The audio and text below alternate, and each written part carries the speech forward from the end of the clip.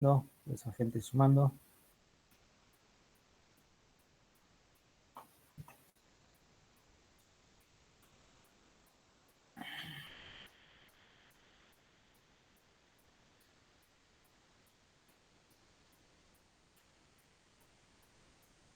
¿Ven la pantalla? Sí, profe. Bien, perfecto, bien. A ver, medio interno es lo que nos toca ahora, esta semana y la semana que viene. Así que bueno, después daré el link para la clase que viene. Estamos terminando ya la materia, nos queda realmente muy poco. Bien. A ver, medio interno es un tema muy lindo. Que la verdad que solamente uno lo puede llegar a entender bien o si lo practica todo el tiempo. Es decir, si uno está todo el tiempo practicando el análisis de estado ácido-base, bien, realmente ahí se puede entender. Ahora, si uno lo deja de usar o no lo practica tan seguido, realmente en la práctica médica vemos cómo se va perdiendo. Por supuesto que es un tema muy de áreas críticas, bien, llámese unidades coronarias, terapia intensiva, salas de nefrologías.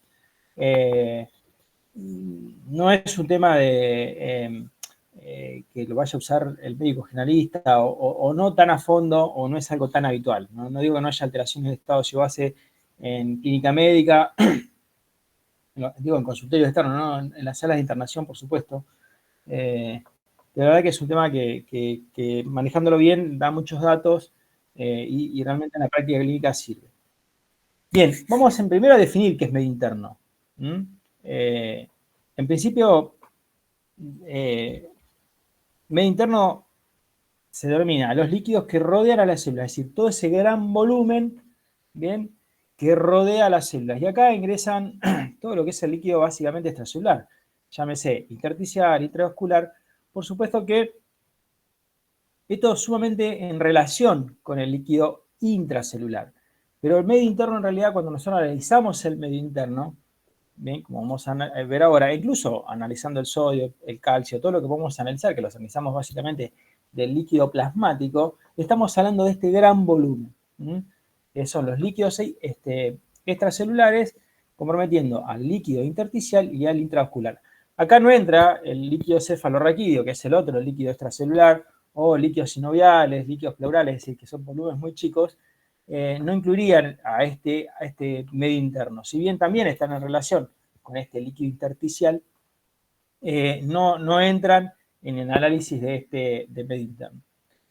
Por supuesto que estos fluidos tienen la función de proteger la célula y van a ser el intermediario entre lo que va a ser todo lo que sea vascular y la célula en sí. Es decir, entre el espacio vascular y el cielo, con lo cual se va a encargar de otorgar los nutrientes, entre otras cosas, bien, e incluso el oxígeno de un sentido y por el otro sentido tratar de transportar los desechos celulares. Esperen que tengo un...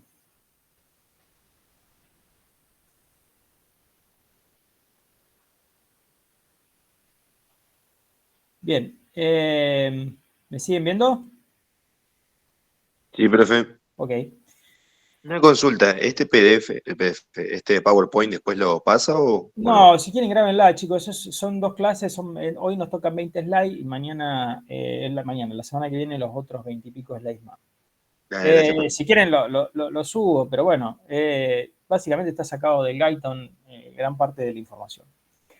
Entonces, la hemostasia del medio interno significa mantener constante el mismo a pesar de diferentes condiciones, ¿no? Es decir, nosotros este gran volumen que tenemos, que es fundamental, porque es como una gran cubeta donde adentro está la célula, lo tenemos que mantener de la manera más estable posible, bien, a pesar de las diferentes situaciones, ¿no? Como pueden ser temperaturas, diferentes presiones, cambios hormonales, traumáticos, situaciones clínicas, como pueden ser respuestas inflamatorias. Bueno, hay un montón de situaciones donde este medio interno, el aumento del metabolismo, por ejemplo, que es el que tal vez va a generar mayor problema. O sea, ese gran volumen se tiene que mantener, o esta gran cubeta donde adentro está la célula, se va a tener que mantener lo más estable posible porque, en definitiva, se encarga de nutrir y de mantener viva la célula en algún aspecto. Bien, o sea, si nosotros tomamos este gran volumen o al cuerpo como un gran volumen, donde en el medio está el tubo digestivo, acuérdense que todo lo que es la luz del tubo digestivo es externo a nosotros y no tiene nada que ver con nuestro organismo, donde en el medio está el sistema respiratorio que va a intercambiar básicamente sobre todo dióxido de carbono y oxígeno, bien, de una manera u otra. En el medio del sistema circulatorio que se va a encargar de distribuir todo este gran magma o este gran volumen, tratar de llevarlo a los distintos órganos. O sea, si imaginamos esto como un volumen, tal vez lo podemos entender un poco mejor. El sistema excretor que va a jugar un rol importantísimo, ya sea excretando o reabsorbiendo cosas que se filtran y no se tienen que excretar, entre ellas el agua. Así que bueno, la homeostasis en medio interno se encarga de esto, ¿no? Es decir, de mantener esto sumamente estable a pesar de las diferentes condiciones clínicas que pueda llegar a tener la persona. Bien, y es fundamental para entender y para mantener. Profe, disculpe, sí. Perdón, pero hay gente que está en espera, dijo que por favor la avisemos y los deja entrar. A ver, porque recién me fijé y no había nadie, por eso. A ver. Ah, no, acá están. Bien, listo. ¿Me siguen hasta ahí entonces?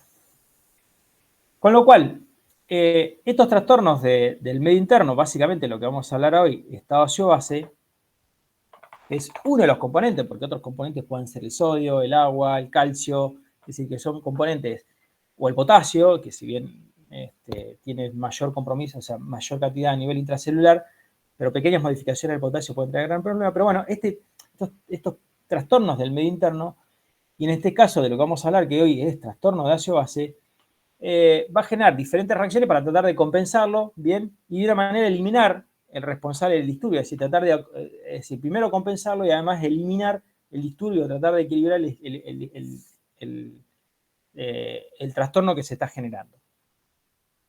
¿Por qué es importante tener una regulación muy, pero muy fina y muy estrecha del pH plasmático? Vamos a ver en la charla o en el seminario realmente lo importante que es y lo fino, lo que hace, lo fino que mantiene la concentración de protones en el organismo. Realmente es algo admirable. O sea, ¿por qué es importante mantener el pH estable y en rangos realmente muy, pero muy estrechos de concentración? Porque las variaciones en la concentración de protones pueden llegar a generar trastornos en la conformación de las proteínas y en este momento y en ese conjunto de proteínas están las enzimas, es decir, muchos sistemas enzimáticos, bien, o muchos sistemas de proteínas, se pueden ver alterados por el cambio del estado ácido-base, es decir, por el estadio de la cantidad, la concentración de protones que hay. Es decir, una alteración del estado ácido-base puede generar que sistemas enzimáticos dejen de funcionar. Es decir, cuando uno sale de pHs de los rangos pH aceptables o que los sistemas funcionan, realmente eso se ve, si donde el paciente ya se deja de coagular, deja de tener efectos inotrópicos a nivel cardiovascular, el paciente deja de tener un sistema neurológico que funcione, es decir, muchos sistemas se caen e incluso se forma refractario, por más uno que haga las medidas que tenga que hacer, si no mejora este pH, los sistemas se caen y dejan de funcionar.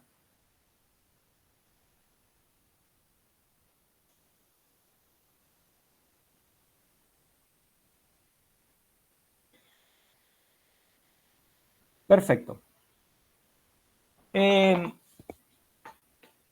La concentración de protones a nivel plasmático, que es lo que estamos hablando, es decir, este líquido, si nosotros la expresamos en microambientes litros, de 0.00004. Realmente esto, fíjense, es una concentración ínfima en relación a otras cosas que hemos visto, ¿bien? Y la variación de la concentración, fíjense lo que es realmente un rango extremadamente estrecho, es decir, esto está dentro de rangos vitales o dentro de compatibilidades con la vida. Rangos por fuera de esto, ya la cosa cambia, ¿bien? O sea, las variaciones en estados fisiológicos van de 3 a 5 miliamperes litro, pero 0.00003. Este número, que sea en la práctica clínica viable, es decir, uno no puede estar acordándose e incluso medirlo, ha hecho por qué uno usa el pH como homólogo a la concentración plasmática. Es decir, esa trampa matemática que uno hace, o una estrategia matemática que hace, porque no es trampa, es una estrategia matemática que usa para expresar la concentración de protones plasmáticos en un número más fácil de manejar, que ahora vamos a ver.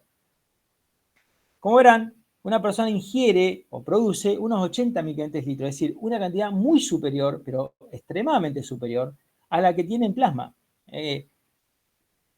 Si nosotros tenemos que más o menos el líquido intersticial junto con la volemia llegarán a 20 litros, es decir, la cantidad de protones sueltos que tenemos en cantidades absolutas es muy inferior a la que producimos, a la que consumimos.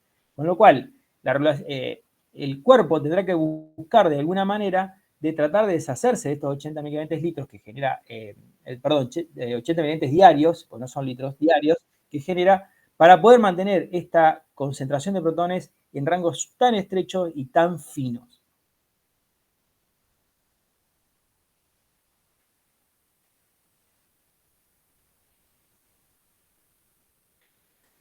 Seguimos.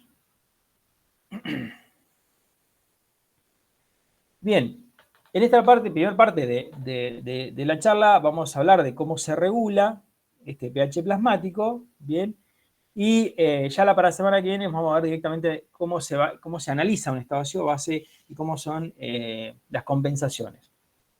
La regulación del pH plasmático básicamente es igual a mantener la concentración de hidrogeniones, o por lo menos en forma estable.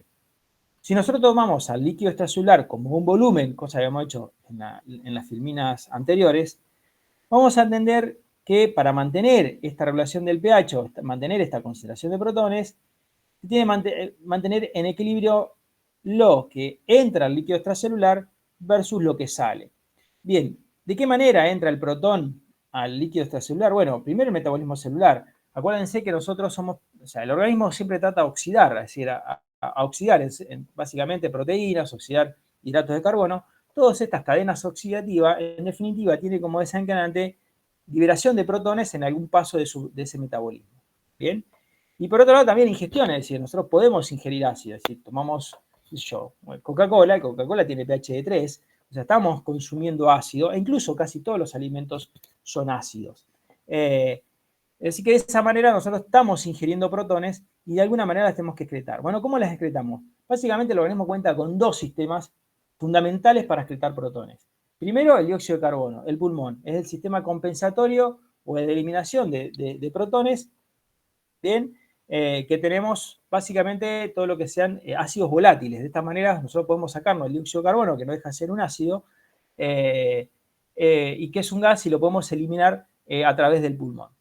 Por otro lado, tenemos el sistema renal. Bien, la eliminación renal de ácidos no volátiles, básicamente fosfatos, uratos, y que el riñón va a ser el mecanismo fundamental por el cual, más allá de poder sacarse protones de encima, es el que va a mantener este rango tan fino como que yo les dije. Es el último en generar compensaciones, pero el que nos va a permitir mantener ese rango tan fino de pH. Hay otro sistema que está metido dentro del líquido extracelular, que es ese sistema buffer. El sistema buffer lo que hace es un sistema, como dice, amortiguador. Es decir, no excreta protones, pero lo que hace es agarrar esos protones que están disueltos en el líquido extracelular, absorberlos de alguna manera, bien, sacarlos de la forma protón, o sea, para evitar grandes variaciones del pH. No los elimina, pero de alguna manera evita que se generen en situaciones de aumento de la concentración de protones una caída o una subida del pH en forma significativa.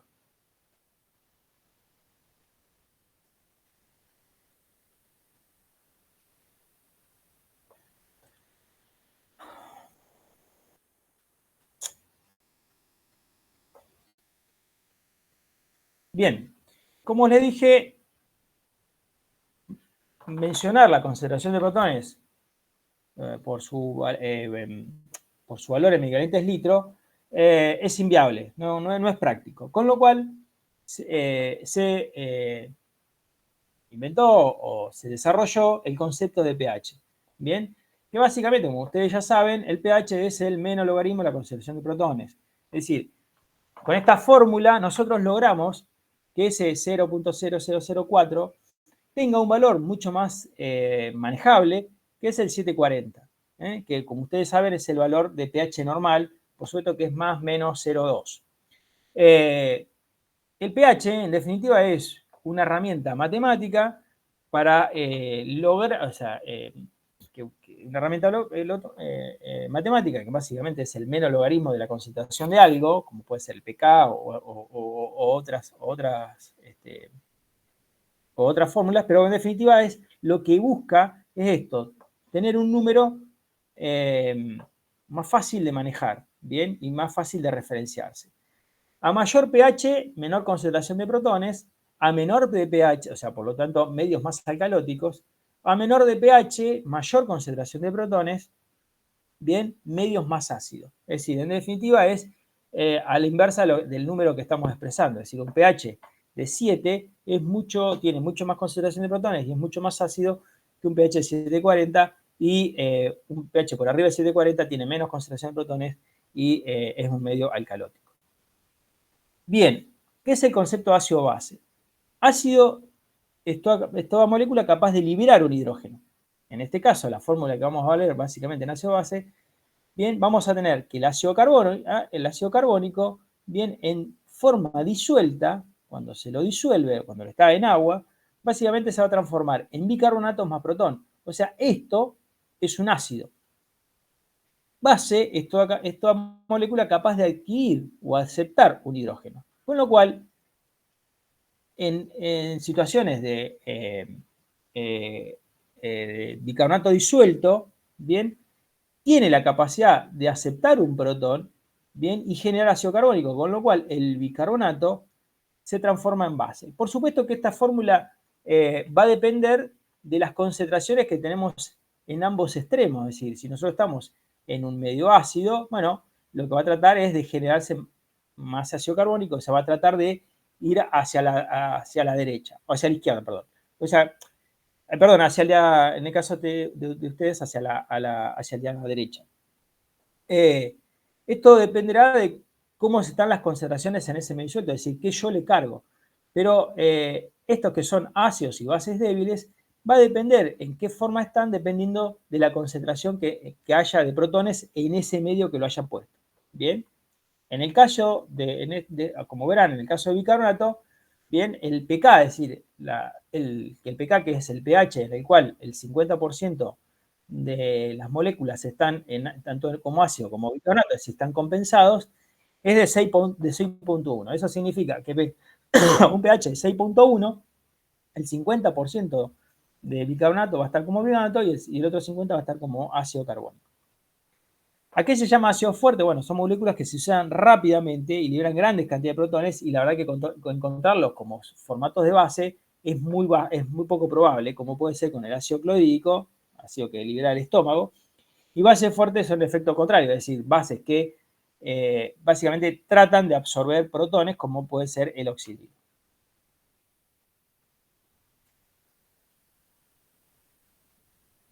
Profe, para ver si entendí, porque medio que se me complicó la última parte. Entonces, ácido y base tienen funciones contrarias. Por supuesto. Si Okay. ácido libera un protón, la base la acepta. Bien, si bien Ahí va. la acepta, en este caso va a tener el sistema bicarbonato, que lo tenés tanto como ácido carbónico, o lo pones como bicarbonato, dependiendo en el medio que vos lo metas. Seguimos. Gracias. ¿Qué es la ecuación de Henderson-Hasselbalch y para qué sirve?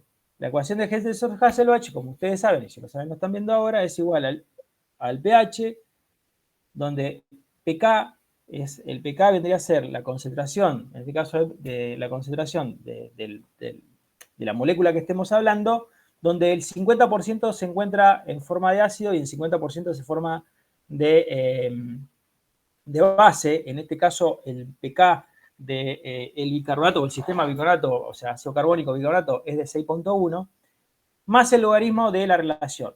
Ahora, en este caso es bicarbonato dividido 0,3 por dióxido de carbono. ¿Por qué se usa 0.03 por dióxido de carbono? Porque en definitiva el ácido carbónico no se lo encuentra en plasma. Bien, el ácido carbónico por la anhidrasa carbónica se termina transformando en dióxido de carbono y es lo que podemos medir. La constante de disociación del ácido carbónico es de 0.03, con lo cual, y tenemos la suerte en realidad de que el ácido carbónico y el dióxido de carbono la concentración van paralela, ¿bien? Y nosotros nos podemos medir, lo que medimos es dióxido de carbono, no podemos medir ácido carbónico. En definitiva, como el pK es de 6.1, la fórmula de Henderson-Hasselbalch dice que pH es 6.1 más el logaritmo de la concentración de bicarbonato sobre el PCO2. ¿Para qué sirve esto? Bien, en definitiva lo que sirve primero es para entender cómo se compensa el pH. Muy simple. Es decir, si yo tengo, o para entender por qué se descompensa el pH, si yo tengo un aumento del dióxido de carbono, como puede existir en la acidosis respiratoria, lo que voy a tener es una caída del pH. Y la manera de compensar es aumentar el bicarbonato. Viceversa, si yo tengo una caída del bicarbonato, bien, voy a tener una caída del pH, como ocurre en las acidosis metabólicas, y la manera de compensar va a ser disminuyendo el dióxido de carbono. Y por otro lado, no sirve para calcular el pH. Las máquinas de laboratorio, en realidad miden pH y miden dióxido de carbono. El bicarbonato lo calculan. Y lo calculan a través de la ecuación de Henderson-Hasselbalch. Es decir, para las máquinas es mucho más fácil medir dióxido de carbono, o sea, poner electrodos de carbono, y sensores de reactividad del pH. Bien, al bicarbonato lo terminan calculando. Es decir, por eso, en un estado más avanzado, uno puede ver si el estado ácido-base que le está mandando el bioquímico tiene sustento o no. Es decir, uno podría hacer estos análisis, ¿sí? Porque puede haber tranquilamente un error de tipeo, un error de escribir, y el bioquímico me está mandando un análisis de estado ácido-base que no es inviable, que no tiene coherencia interna. Y uno lo podría hacer con Henderson-Hasselbalch. Es decir, ¿por qué? Porque tiene que dar sí o sí el número. Es decir, en definitiva, lo que él me calculó, lo que me midió fue pH y dióxido de carbono, con lo cual el bicarbonato es una derivada.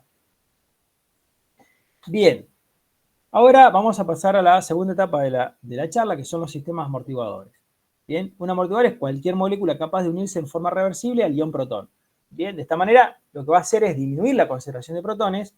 Bien, aunque como ya les dije en las primeras filminas, el sistema buffer o los sistemas amortiguadores no van a eliminar el protón. Lo que van a hacer es atraparlo para que no me genere grandes modificaciones del pH. Bien. Tenemos tres sistemas amortiguadores, por lo menos los más importantes, que son el sistema bicarbonato, el sistema fosfato y proteínas. El sistema bicarbonato es un poco lo que venimos diciendo recién, es decir, ustedes van a tener el sistema bicarbonato en forma de ácido débil, que es ácido carbónico, como ya les dije, eso en plasma es muy difícil de encontrarlo, o como base débil, como bicarbonato de sodio. ¿Bien? En definitiva, la reacción completa de esto a través de la anhidasa carbónica, la anhidasa carbónica en definitiva está en el riñón y en el pulmón, en los dos lugares que realmente me importa. La reacción completa de esto es que si yo entro con el protón a través de la anhidasa carbónica, va a generar ácido carbónico, y a través de la anhidasa carbónica va a generar dióxido de carbono. Es decir, si yo a una persona le aumento el protón, le aumento la cantidad de ácidos en plasmático, lo que va a terminar generando la reacción es una ida hacia la izquierda, en caso de que tendría que ser hacia la izquierda de la pantalla, bien, y aumentando el dióxido de carbono. Esto es lo que pasa en la acidosis metabólica, es decir, yo aumento la concentración de protones y automáticamente la manera me va a llevar a un aumento del dióxido de carbono si el paciente no aumenta la ventilación mecánica, la ventilación alveolar. Y viceversa, si yo aumento el dióxido de carbono, la reacción va a ir hacia la derecha mía, va a ser hacia la izquierda de la pantalla, y me va a generar aumento de la concentración de protones plasmáticos. Es decir, por eso el dióxido de carbono aumenta, el dióxido de carbono genera acidosis. ¿Por qué el sistema bicarbonato es el sistema más importante? Porque básicamente actúa a nivel extracelular. ¿Bien? Tiene algunas ventajas. Primero que la resultante final es dióxido de carbono, con lo cual a través del sistema ventilatorio yo puedo regular la cantidad puedo eliminar, bien, a través del sistema ventilatorio protones. O sea, al eliminar dióxido de carbono estoy eliminando protones. Primer punto. Se puede regenerar a través del riñón, eso lo vamos a ver más adelante. Y lo otro es que, si bien tiene un pK de 6.1, es decir, no sería las fórmulas, o sea, los amortiguadores en su mejor estandarte sería cuando el pK se acerca al pH donde yo lo estoy manejando. En este caso está bastante lejos, porque el pH sanguíneo es 7,40, el pK del sistema bicarbonato es de 6,1, pero ese pK de 6,1 hace que este sistema, básicamente, en su mayoría, o sea, al estar en un medio ácido para el pK que tiene el bicarbonato, la mayoría la mayor cantidad de moléculas se van a encontrar en el sistema bicarbonato, es decir, van a estar en condiciones de amortiguar la acidemia y no la alcalemia. Como nosotros somos personas, o sea, todos los seres vivos, tendemos a oxidar y a generar ácidos, bien, con lo cual lo que tenemos, la mayor de las oportunidades, lo que tenemos que amortiguar son la incorporación de ácidos al medio interno y no la extracción de ácidos. Por eso el bicarbonato también tiene una ventaja. Se puede eliminar protones a través del dióxido de carbono, que termina siéndose una resultante de esto. Por su pK, la mayor concentración va a estar en bicarbonato y nosotros tendemos a la oxidación, a oxidar este nutriente. El sistema bicarbonato es el sistema que actúa a nivel extracelular, no actúa a nivel intracelular porque hay muy poco bicarbonato a nivel intracelular. El sistema fosfato, bien, va a actuar sobre todo a nivel de los túbulos renales, bien, a diferencia del sistema bicarbonato, tiene un pK muy cercano, tiene un pK cerca de 7, y en realidad el fosfato no va a actuar tanto a nivel plasmático, bien, sí va a actuar a nivel de la orina, es decir, y esto va a evitar que en la orina haya gran cantidad de ácidos, va a tratar de amortiguar eso. Y a nivel también intracelular es un amortiguador importante, si la concentración de fosfato a nivel intracelular es mayor que a nivel plasmático, bien, acuérdense que a nivel intracelular, a nivel celular el pH es más bajo, es decir, el pH es más bajo que el plasmático, es decir, a nivel celular, como se genera el metabolismo, va a haber un pH más bajo que el plasmático. Si bien no lo podemos medir y nunca lo vamos a medir en la práctica clínica, pero tengan en cuenta que a nivel intracelular siempre el pH, ni hablar a nivel intramitocondrial. Profe, perdón, a ver si Sí. estoy entendiendo. ¿El pH intracelular es más bajo porque libera protones? Claro, está ahí, claro, tenés todo el sistema metabólico, sobre todo a nivel mitocondrial, y por eso tenés un pH más ácido a nivel intracelular. Genial. El sistema amortiguador de proteínas, básicamente las proteínas, por la cantidad de las bases de los aminoácidos, también termina siendo un sistema amortiguador. Es sumamente importante a nivel intracelular el sistema amortiguador de proteínas. Bien, por supuesto que acá medir el pK de las proteínas es difícil porque cada proteína tendrá, como está configurada de distinta manera, cada proteína tiene su pK. En el caso de los eritrocitos, la proteína más importante es la hemoglobina. Bien.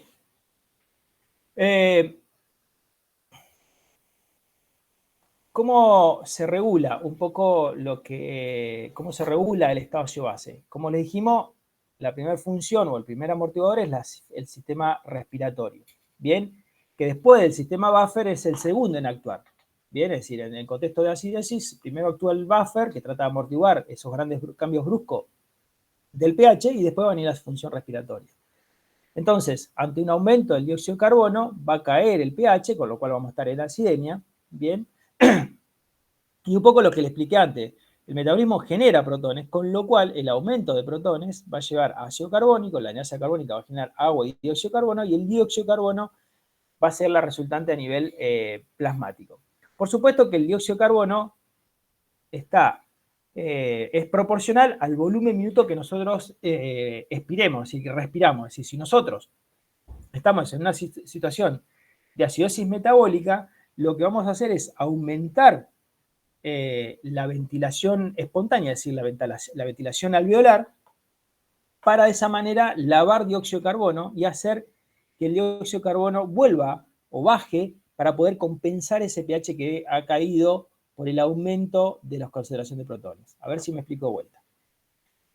Es decir, la concentración de dióxido de carbono va a depender, en situaciones fisiológicas, del volumen alveolar, es decir, de la cantidad de volumen que nosotros respiramos. Si nosotros aumentamos el volumen que respiramos, es decir, que ventilamos, el dióxido de carbono baja.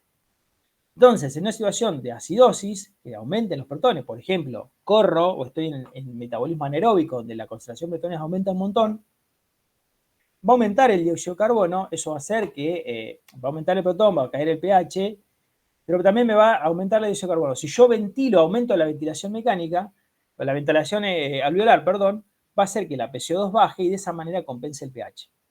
¿Bien? Entonces, si yo aumento la PCO2, cae el pH, aumento el volumen minuto respiratorio, desciendo el PCO2 y ahí de esa manera compenso el pH o es la manera en compensar. Esto, por ejemplo, ocurre, salgo a correr, aumento la frecuencia respiratoria por esto. Hay un problema con la acidosis, con el tema respiratorio, que nunca es lineal. Bien, en situaciones, la ventilación alveolar no solamente es el estímulo, es el dióxido de carbono, sino también la hipoxemia. Es decir, en situaciones extremas, si la ventilación nunca puede ser cero. Es decir, la ventilación siempre uno tiene que estar respirando. Puede bajar la frecuencia respiratoria, pero va a llegar un momento donde uno tiene que respirar, por más que esté en sumamente alcalosis. Es decir, en algún momento uno tiene que respirar porque el otro estímulo importante para la ventilación alveolar es la hipoxemia. Es decir, no solamente el pulmón exhala dióxido de carbono, sino que también tiene que inhalar oxígeno.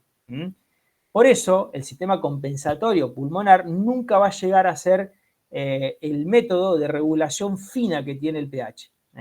El pH, la regulación fina del pH no lo da el sistema respiratorio, sino que lo da el riñón.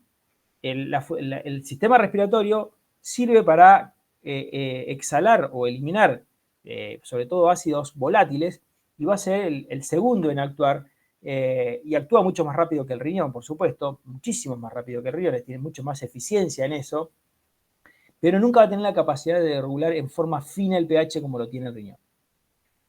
Bien, entremos a cómo controla el riñón el estado base. Entonces, el riñón es el encargado de eliminar los 80 mg al día de ácidos no volátiles. Eso es el encargado del riñón.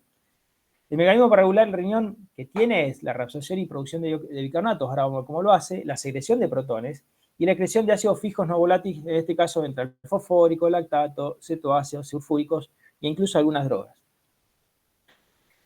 Para la reabsorción de bicarbonato, esto es fundamental, se tiene que secretar protones. Eso, es decir, directamente se titulan entre el bicarbonato y el protón. Por supuesto, estoy hablando de situaciones fisiológicas y patológicas también, porque si yo estoy en situación de alcalosis, o sea, donde me faltan protones, lo que va a hacer es eliminar bicarbonato y tratar de no secretar tanto protones. Pero fíjense lo importante que es el sistema renal o cómo actúa. Acuérdense que filtra, el riñón filtra plasma. De ese plasma, además, filtra bicarbonato, es decir, va incluido el bicarbonato. Así como iba incluido la glucosa, el sodio, los protones, o sea, es equimolar la filtración de bicarbonato. Lo que va a hacer, primero lo va a tratar de reabsorber el bicarbonato, es fundamental, porque si yo pierdo todo el bicarbonato que estoy filtrando, bien, que son unos 4.000 por día, unos 4.300 por día, automáticamente yo entro en la acidosis, sería incompatible con la vida eso. Y el sistema que lo usa, sobre todo en el sistema proximal, en el túbulo, en la asa gruesa del túbulo de asa de Henle o la asa de Sennett, y sobre todo en la parte distal, en el túbulo contorneado distal, en la primera porción del túbulo distal, es el siguiente. Usa a través de la adenasa carbónica, es decir, la adenasa carbónica va a generar ácido carbónico, esto se va a disociar en bicarbonato y protón. El protón, por un contratransporte con el sodio, bien, en contra de un gradiente de concentración, porque el protón está saliendo en contra de un gradiente de concentración, esa energía la va a generar la bomba sodio-potasio TPasa, que generaba ese gradiente electroquímico a favor del sodio, va a eliminar ese protón se va a unir al bicarbonato, bien, generando ácido carbónico, y ese ácido carbónico se va a disociar en dióxido de carbono y agua. Ese dióxido de carbono puede difundir libremente a través de la membrana celular y va a ser reabsorbido. El bicarbonato, en definitiva, yo lo que voy a tener, por un lado, elimino el protón y por el otro lado, a través de un cotransporte con sodio, reabsorbo bicarbonato.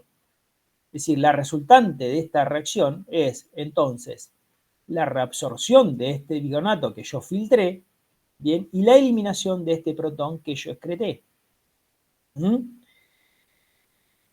Nosotros más o menos filtramos unos 4.300 miligramos de bicarbonato por día y reabsorbemos gran parte en el túbulo contorneado proximal, como todo lo que se absorbe, y el resto se va reabsorbiendo a nivel de láser. Entonces, la titulación entre el bicarbonato y el protón es la siguiente manera. Si esto es la luz tubular y esta es la sangre, como habrán visto, entonces se reabsorbe bicarbonato, se excreta protón, bien, esto se filtran unos 4.320 y esto se excreta unos 4.400 por día. ¿Por qué? Porque además se excreta algo de protón a nivel distal, que ya vamos a ver después. Este protón no puede quedar disuelto en la orina porque generaría un gran cambio de pH, es decir, llevaría a pHs por debajo de 1, con lo cual es sumamente peligroso para la nefrona. Se une al sistema fosfato o amoníaco, como a ver si a los sistemas amortiguadores renales, y se va con el amortiguador más protón y es eliminado de esa manera. Bien, la orina normalmente va a tener un pH entre 4 y 6. Por supuesto que si estamos en alcalosis, el pH va a ser más alto. Pero la orina va a tener un pH ácido. Va a tender siempre a la acidemia. Siempre, porque nosotros estamos reabsorbiendo bicarbonato y eliminando protón. Todos los protones que nosotros generamos los eliminamos por orina, o por lo menos en su mayoría. La secreción activa de protón se produce en zonas intercaladas de los túbulos distales y colectores, y esto va a estar muy relacionado a la presencia o no de mineralocorticoides, por eso la alcalosis que generan los corticoides cuando se lo dan en forma como terapéutica. Bien, es un poco más o menos la misma reacción, con la diferencia que una bomba de protones ATP dependiente, junto con la eliminación de cloro, elimina y excreta en forma activa al protón a la luz tubular. Bien, de este mecanismo depende un poco también de los mineralocorticoides que se acuerdan también eran con el potasio. Los sistemas amortiguadores a nivel tubular renal van a tener la función de evitar grandes cambios de pH, es decir, con esta cantidad de protones que tenemos dando vuelta en la orina, tendríamos una orina sumamente ácida. No hay epitelio que banque esto, es decir, no lo podría bancar el epitelio ureteral de la vejiga o incluso de la uretra. Bien. Entonces, evitan esos valores extremos. El pH en general está arriba de 7.5, 4.5, un pH ácido, realmente ácido, pero no tanto como si no tuviésemos los sistemas amortiguadores. Bien. Puede generar bicarbonato nuevo y el sistema más importante son el sistema fosfato y el amoníaco.